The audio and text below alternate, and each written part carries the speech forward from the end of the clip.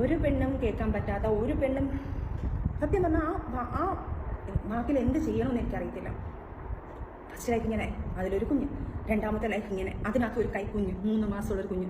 കേൾക്കുന്ന വാക്കുകൾ ഒരു പെണ്ണുമായിട്ടുള്ള സെക്ഷൽ സംസാരങ്ങൾ മാത്രം, വൃത്തികെട്ട ടോപ്പിക്. ഇന്നലെ ഞാൻ വന്നതുപോലെ, അപ്പം ഇന്നലെ അവിടെ ചെന്നും കഴിഞ്ഞിട്ടുണ്ട്.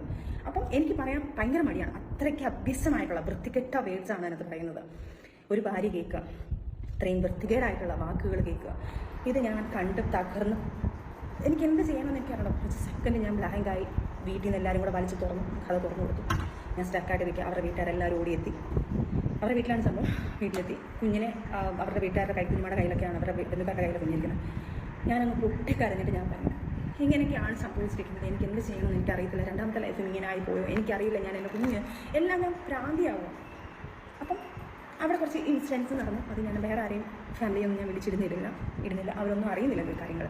അവരെ പോട്ടെ, സ്വാഭാവികം, മക്കളാവുമ്പോൾ സപ്പോർട്ട് ചെയ്യുമായിരിക്കാം. അതെന്തും ആട്ടെ. അതൊന്നും ഒരിക്കലും അവരൊന്നും ഞാൻ ഇതിനകത്ത് വലിച്ചെടുക്കുന്നില്ല. കാരണം അവരൊക്കെ ഇപ്പോഴും എന്നെ സ്നേഹിക്കുന്ന ആൾക്കാർ തന്നെ. അതുകൊണ്ട് ഞാൻ അവരാരെയും വലിച്ചിടുന്നില്ല. അവിടെ ഒരു ഇൻസിഡൻറ്റ് നടന്നു. ആ സമയത്ത് എനിക്ക് പറ്റുന്നില്ല. എനിക്കറിയില്ല.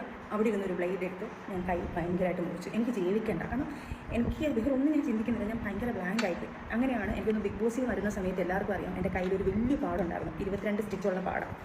ആ സമയത്ത് ആ ബ്ലേഡ് എടുത്ത് കീറിയത് മാത്രം എനിക്ക് ഓർമ്മയുണ്ട്. പിന്നെ ഞാൻ എൻ്റെ കുഞ്ഞുമ്മയുടെ ഹോസ്പിറ്റലിൽ, എൻ്റെ കുഞ്ഞുമ്മ വർക്ക് ചെയ്യുന്ന ഹോസ്പിറ്റലിലേക്ക് വന്ന് സ്റ്റിച്ചിട്ട് 22 സ്റ്റിച്ച് ഉണ്ടായിരുന്നത്. അത് കഴിഞ്ഞ് ആൾ ഭയങ്കര കരച്ചിൽ, കാല് പിടിച്ച് മാപ്പ് പറച്ചിൽ, കാര്യങ്ങളെല്ലാം വന്ന് ഇനി അങ്ങനെ ഉണ്ടാവത്തില്ല വാവേ, ഞാൻ വാവേ എന്നൊക്കെ വിളിക്കുന്നത് കേട്ടോ. വാവേ അങ്ങനെയൊന്നും ഉണ്ടാവത്തില്ല, വാവേ എൻ്റെ കയ്യിൽ നിന്ന് തെറ്റ് പോയി, വാവേ മറ്റേതാ മനസ്സിലാ, നീ ഇല്ലാതെ എനിക്ക് പറ്റത്തില്ല എന്ന് പറഞ്ഞ് കാല് പിടിച്ച് കരഞ്ഞ് ഞാനത് സോൾവ് ചെയ്തു. ഓക്കെ, സമാധാനം. അതെല്ലാം കാര്യം. എനിക്ക് തോന്നുന്നു ആ പാട് ഞാൻ മറയ്ക്കാൻ വേണ്ടിയിട്ടാണ് ഞാൻ ഈ ടാറ്റു ചെയ്തത്. നേരത്തെ ബിഗ് ബോസിൻ്റെ സമയത്ത് കറക്റ്റ് ആ പാടുണ്ടായിരുന്നു. ഇത് കാണുമ്പോൾ അറിയാം. ആ വലിയ ബിഗ് ബോസിൻ്റെ സമയത്ത് ഞാൻ കഴിഞ്ഞ കുറച്ച് കാര്യങ്ങൾ എനിക്ക് തോന്നുന്നത് ഞാൻ വേറൊരു വിഷയം എന്ന് പറഞ്ഞത്, പക്ഷേ ഇതാണ് വിഷയം. അത് കഴിഞ്ഞ് നമ്മൾ ഫാമിലിയായിട്ട് കുഴപ്പമില്ലാതെ ഹാപ്പിയായിട്ട് പിന്നെയും പോകുന്നു. 6 മാസം കഴിഞ്ഞപ്പം എറണാകുളത്തോട്ട് നമ്മൾ ഷിഫ്റ്റ് ചെയ്യുന്നു. 6 മാസം കഴിഞ്ഞപ്പോഴത്തേക്ക് എറണാകുളത്ത് നിന്ന് വീണ്ടും വേറൊരു പെണ്ണിനെ വിളിച്ച് ഞാൻ പോകുക. ആ സമയത്ത് ആ പെണ്ണിനെ വിളിച്ച് ഞാൻ മെസ്സേജ് അയക്കുന്നു, ദയവ് ചെയ്ത് നിങ്ങൾ എന്നെ ചതിക്കരുത്, എൻ്റെ ജീവിതം ഇങ്ങനെ ആയിരിക്കും എന്നൊക്കെ പറഞ്ഞ് ഞാൻ ആ പെണ്ണിൻ്റെ കാല് പിടിച്ചു. ആ പെണ്ണ് കുറേ ഇയാളെ പ്രായി, ഇയാളെ മക്കളെ പ്രായി, അവൾ പറയുന്നത് നിൻ്റെ കുടുംബം മൊത്തം നശിച്ചു പോകുന്നു പറഞ്ഞ് ഇയാളെ കുറേ പ്രായിയായിരുന്നു ആ പെണ്ണിച്ച്. അത് കഴിഞ്ഞ് അതെല്ലാം സോൾവായി. നമ്മൾ ഫാമിലി പിന്നെയും ഹാപ്പിയായിട്ട് പോകുന്നതിന് ശേഷം 6 മാസം ശേഷം നമ്മളൊരു സിനിമ സെറ്റ് ഞാൻ പറയുന്നില്ല. ആ സിനിമ സെറ്റിൽ ഒരു ഇപ്പം ഫേമസായി നിൽക്കുന്ന ബിഗ് ബോസ് കണ്ടസ്റ്റൻ്റ് ഒരു കോസ്റ്റ്യൂമർ ഡിസൈനറാണ്. ഞാൻ ആരാതൊന്നും പറയുന്നില്ല, അവരാരും ഞാൻ എടുത്ത് വെളിയിലിടുന്നില്ല.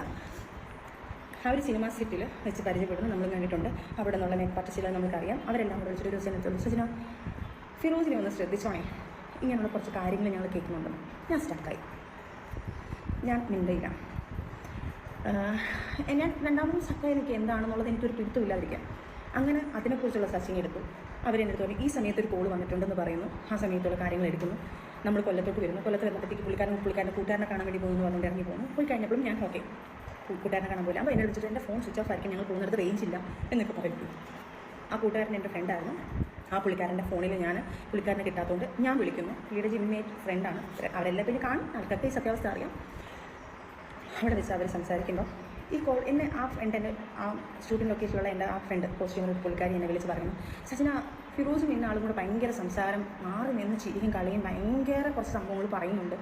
ഫിറോസ് എവിടെയാണ്, നീ ശ്രദ്ധിക്കണേ ഞാൻ പറഞ്ഞല്ലേ എന്ന് പറഞ്ഞു.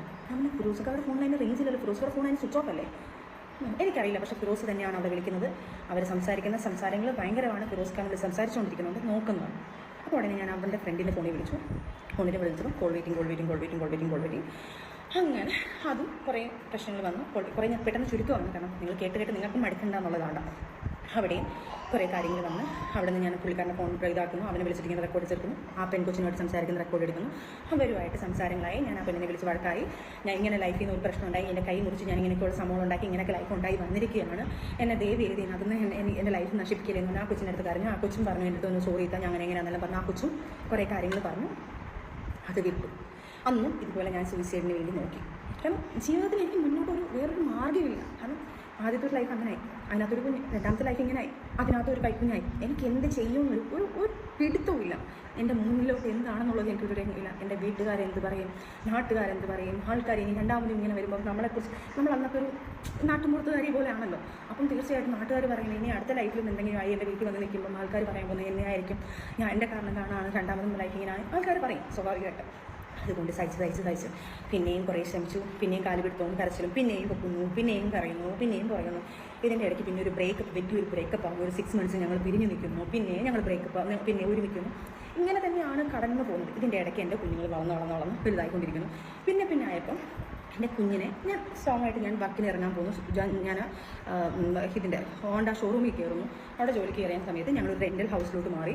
ഇവരും ഒരു റെൻ്റൽ ഹൗസിലായിരുന്നു. അവിടുന്ന് ഫാമിലി എല്ലാം കൂടെ നിൽക്കുന്നത് ഞങ്ങൾ വേറൊരു റെൻ്റൽ ഹൗസിലോട്ടായി. അവിടുന്ന് ഞങ്ങൾ എറണാകുളത്തൊക്കെ പോയിട്ട് തിരിച്ച് കൊല്ലത്ത് വന്ന് വേറൊരു റെൻ്റൽ ഹൗസ് എടുക്കുന്നു. വന്ന് ഞാൻ ജോലിക്ക് കയറുന്നു. എൻ്റെ ലക്ഷ്യം ജോലിക്ക് കയറുക എന്നുള്ളത് എൻ്റെ കുഞ്ഞിനെ ചിലവിന് കൊടുക്കണം. കാരണം ഒരാളുടെ ഭർത്താവെന്ന് പറഞ്ഞാൽ അയാളുടെ കയ്യിൽ നിന്ന് ചിലവിന് മേടിക്കുന്നത് മോശമല്ലേ.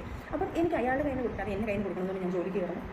സത്യവാസ്തവം 20,000 സാലറി ഉള്ളതിന് ഞാൻ 15,000 സാലറി ഉണ്ടെന്നേ പറഞ്ഞിട്ടുള്ളൂ. കാരണം എന്ന് വെച്ച് കഴിഞ്ഞാൽ എനിക്ക് പേടി 5,000 രൂപ കൊടുക്കേണ്ട കുഞ്ഞിനെ തന്നെ ഇപ്പം തന്നെ പറയുന്നത് കുഞ്ഞു കാരണമാണെന്ന് പറയുമ്പോൾ അത് വേണ്ടാന്ന് പറഞ്ഞുകൊണ്ട് ഞാൻ 15,000 രൂപ എന്ന് പറഞ്ഞ് ഞങ്ങൾ അവിടുത്തെ മാനേജറിനടുത്ത് ഞങ്ങൾ അവിടുത്തെ ചേച്ചിമാർത്തൊക്കെ പറഞ്ഞു എൻ്റെ സാലറി ഇത്രയാണെന്ന് പറയണേ എന്ന് പറഞ്ഞിട്ട് 15,000 എന്ന് ഞാൻ പറഞ്ഞു. അത് കഴിഞ്ഞ് ഞാൻ അതിനകത്ത് 5,000 കുഞ്ഞിന് വേണ്ടി ചിലവിന് മുക്കി കൊടുക്കാൻ നോക്കുന്നു. അതിൻ്റെ ഇടയ്ക്ക് അതിന് ശേഷം വീണ്ടും അപ്പോൾ ആ സമയത്ത് ഇതുപോലെ എനിക്ക് തോന്നുന്നു ബിഗ് ബോസിൽ വന്ന ആ സമയത്ത് ലൈവിനകത്ത് കുറേ ഉണ്ട് വീഡിയോ. അതും ആരെങ്കിലുമൊക്കെ ഇത്രയും ക്ലിപ്പുകൾ എടുത്തിരുന്നുകൊണ്ട് അതും കൂടെ കൊടുത്തിടുകയാണെങ്കിൽ കുറച്ച് ഉപകാരമായിരുന്നേനെ. അന്നും ഇതുപോലെ മുഖങ്ങളെല്ലാം പാടുകളൊക്കെ വരുത്തി വയ്യാണ്ടായിട്ടാണ് ഞാൻ ബിഗ് ബോസിൻ്റെ അതിൽ വന്ന് ആ ലൈവിൽ വരുന്നത്. അപ്പോൾ എല്ലാവരും ലൈവിൽ തന്നെ ചോദിക്കുന്നുണ്ട് ഫിറോസ് അടിച്ചതാണോ എന്താണെന്നൊക്കെ ചോദിക്കുന്നുണ്ട്. അപ്പോൾ ഞാൻ നല്ല മാറ്റിന് വീണത് സ്റ്റെപ്പിൽ നിന്ന് മറിഞ്ഞ് വീണതാന്നൊക്കെ പറയുന്നു. അങ്ങനെ പ്രശ്നങ്ങൾ രൂക്ഷമാക്കിക്കൊണ്ടിരിക്കുക. കാരണം എനിക്ക് അതിനകത്ത് മെയിൻ രൂക്ഷമാകാൻ കാരണം ഞാനിത് വേണ്ട എന്ന് പൂർണ്ണമായിട്ട് വെക്കാൻ കാരണം ബിഗ് ബോസിൽ നിന്ന് വരുന്ന സമയത്ത് നമുക്കൊക്കെ അറിയാം, ബിഗ് ബോസ് പോയ ആൾക്കാർക്കറിയാം, നമ്മളൊരു 3 ആഴ്ചത്തെ പേയ്മെൻറ്റ് ആദ്യമേ നമ്മൾ അക്കൗണ്ടിൽ വീഴും. അപ്പോൾ ഞാൻ എൻ്റെ അക്കൗണ്ടിൽ എടുത്ത് എൻ്റെ ഉമ്മയുടെ കൈ കൊടുത്തിട്ടാണ് പോകുന്നത്. കാരണം ചിലവിന് എന്തെങ്കിലും കൊടുക്കട്ടെ. ആ സമയത്ത് ഞാൻ കുറച്ച് സ്ട്രോങ് ആയി വന്നു. ഞാൻ കുറച്ച് എൻ്റെ ഉമ്മയുടെ ചിലവിന് പിള്ളേർക്ക് ചിലവിന് കൊടുക്കാൻ വേണ്ടി കൊടുക്കും കാര്യങ്ങളെല്ലാം ചെയ്യുന്നുണ്ട്. അങ്ങനെ ഞാൻ എൻ്റെ ATM എടുത്ത് ഉമ്മയുടെ കൊടുത്തിട്ടാണ് പോകുന്നത്. എന്തെങ്കിലും ആവശ്യം ഉണ്ടെങ്കിൽ വീട്ടിൽ കാര്യങ്ങൾ എന്തെങ്കിലും ഉണ്ടെങ്കിൽ ചെയ്യണേ, എന്തെങ്കിലുമൊക്കെ ഉണ്ടെങ്കിൽ ഇതിനകത്ത് നിന്ന് പൈസ വരുമ്പോൾ നിങ്ങൾ എടുക്കുമെന്ന് പറഞ്ഞുകൊണ്ട് ഞാൻ കൊടുത്തു. ഞാൻ പറഞ്ഞുകൊണ്ട് അത്യാവശ്യം എല്ലാ കാര്യങ്ങളും ചെയ്യണം. കാരണം നിങ്ങൾ 2 കുഞ്ഞുങ്ങളാണ് നിൽക്കുന്നത്. ഒരു കുഞ്ഞ് മാത്രമല്ല 2 കുഞ്ഞുങ്ങളോട് നിൽക്കുന്നത് എന്ന് പറഞ്ഞ് കൊടുത്തിട്ട് പോയ സാധനം തിരിച്ച് വന്നപ്പോൾ ഒരു 10,000, 20,000, 25,000, 30,000 നടും കറക്റ്റ് 30,000 രൂപയ്ക്കകത്ത് നിന്നാണ്ട് ഈ അക്കൗണ്ടിൽ നിന്ന് പൈസ പോയിട്ടുണ്ട്. അത് തക്കതായ കറക്റ്റ് തെളിവ് എൻ്റെ വീട്ടുകാർ പറയുന്നുണ്ട്. ബിഗ് ബോസിൽ നിന്ന സമയത്ത് ഞങ്ങൾക്ക് ഡ്രസ്സ് അയച്ചു തരണമെന്ന് പറഞ്ഞു. ഇവർക്ക് ആ സമയത്ത് കൊളാബ് കാര്യങ്ങളോ അങ്ങനെയൊന്നും അറിയത്തില്ല. എവിടെ നിന്ന് എടുക്കണമെന്ന് അറിയത്തില്ല, എന്ത് ചെയ്യണമെന്ന് പറഞ്ഞാൽ പെട്ടെന്ന് ഒരു ഡ്രസ്സ് ഞങ്ങൾ കൊണ്ടുപോയത് ഞങ്ങൾക്ക് ഇന്ന ഫംഗ്ഷൻ ഇടണമെന്ന് പറഞ്ഞപ്പോൾ ഇവർ തന്നെ ഏതൊക്കെയോ കടയിൽ നിന്ന് പോയി സാധനങ്ങൾ കഴിച്ചു. കാരണം അവിടെ നിൽക്കുകയല്ലേ, പൈസ കൊടുക്കുന്നത് ഇതിനകത്ത് മോശമായിട്ട് ഞാൻ പറഞ്ഞത് ആവശ്യമുണ്ടെങ്കിൽ ഇതിനകത്ത് എടുത്തോളം പറഞ്ഞു. അപ്പോൾ എൻ്റെ അക്കൗണ്ടിൽ നിന്ന് ഒരു 30,000 രൂപ ചിലവിനായിട്ട് ഒരു 10,000, 15,000 രൂപ പോയിട്ടുണ്ട്. ഡ്രസ്സിന് കുറച്ച് പൈസ എടുത്തിട്ടുണ്ട്.